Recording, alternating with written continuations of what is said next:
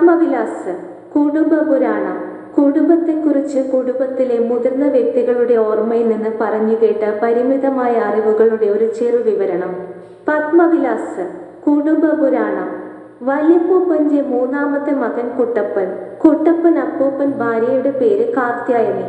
അപ്പൂപ്പന് തിരുവനന്തപുരം ഹൈക്കോടതിയിലായിരുന്നു ആദ്യം ജോലി.